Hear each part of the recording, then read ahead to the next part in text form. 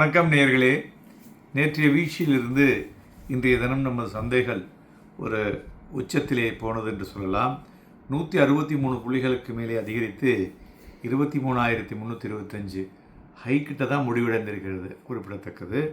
Advances 1,874, declines 610, mid cap அதேமாரி பார்த்திங்கனாக்கா 1.61% அதிகரித்துள்ளது. ஸ்மால் கேப்பும் 1.12% அவுட் பர்ஃபார்ம் த நிஃப்டி அப்படின்னே சொல்லலாம். அதுபோல் வாலட்டிலிட்டி இண்டெக்ஸ் 0.44% இறங்கி 13.72 வினயமாகியது. ஸோ ஓவரால் பிரெத்தை பார்க்கும் பொழுது மார்க்கெட் இந்த பாசிட்டிவ் சென்டிமெண்ட் வித் இன்வெஸ்டர்ஸ் அப்படிங்கிறத குறிக்கிறதுன்னு சொல்லலாம். துறைகளை பார்க்கும் பொழுது இன்றைக்கி எல்லா துறைகளும் பாசிட்டிவாக இருந்தது. எஸ்பெஷலி ரியாலிட்டி 3% மேலே ஏறி இருக்குது. Then mid select and FMCG ஏரிய துறைகள்.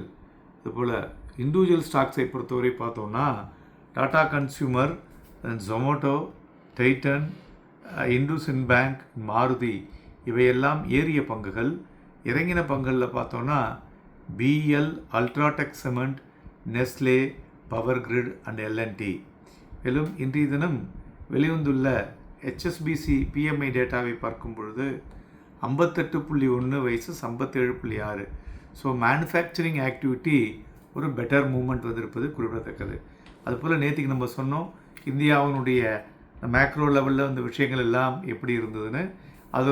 அதற்கு தகுந்தாற்போல் இன்றைய தினம் மார்க்கெட்டில் மூமெண்ட்டை பார்க்க முடிஞ்சது.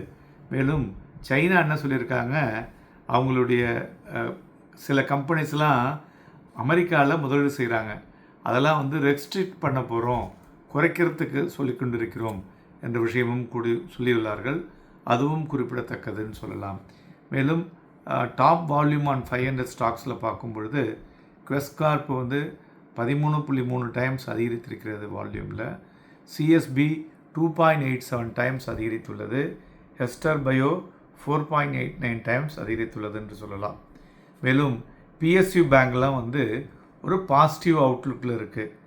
மெயினாக காரணம் என்னென்னா 10-year G-Secs ஈல்டு வீழ்ச்சி அடைந்துள்ளது. மேலும் ஆர்பிஐ கிரெடிட் பாலிசியில் இன்ட்ரெஸ்ட் ரேட் கட்டு. ஸோ இதனால் என்ன உங்களுக்கு ஒரு மாதிரி கேஷ் ஃப்ளோ லிக்விடிட்டி இம்ப்ரூவ் ஆகும். அப்படிங்கிறதுனால பிஎஸ்யூ பேங்க்ஸ் எல்லாம் இன்றைய தினம் பையிங் வந்துள்ளது. அதுபோல் கோல்ட்மேன் சாக்ஸ் டாடா கன்சியூமர் ஸ்டாக்ஸை இன்றைக்கி அப்கிரேட் பண்ணியிருக்காங்க. 4 வருடம் கழித்து அது இன்றைக்கி நல்ல ஒரு மொமெண்டம் வந்துள்ளதை பார்க்க முடிஞ்சது. அதுபோல் மகாராஷ்டிராவில் கவர்மெண்ட் இபைக் டாக்ஸிஸை அப்ரூவ் பண்ணியிருக்காங்க.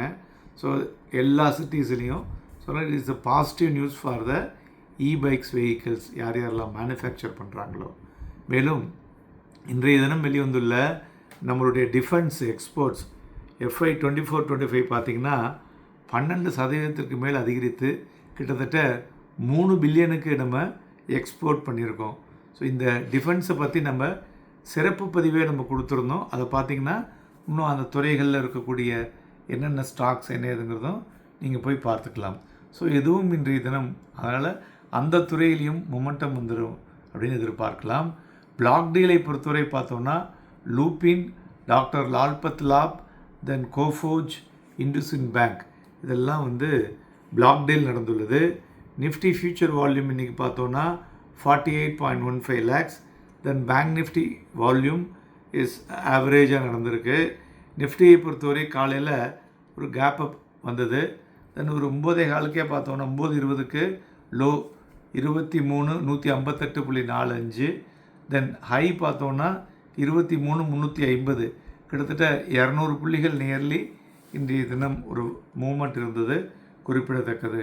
நிஃப்டியை பொறுத்தவரை 23,441.75 மற்றும் 23,717 இந்த லெவலில் ஒரு ஸ்ட்ராங் ரெசிஸ்டன்ஸ் இருக்கக்கூடும்.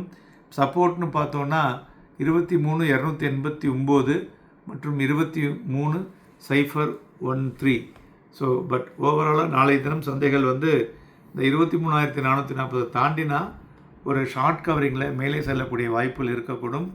நாளைய தினமும் இந்த F&O க்ளோசிங் வீக்லி இருக்கிறதுனால அதற்கு தகுந்தாற்போல் ரியாக்ஷன் இருக்கக்கூடும். அதனால் வாங்கி விற்பதற்கும் விற்று வாங்குவதற்கும் ஏதுவாக இருக்கக்கூடும். Happy and profitable day.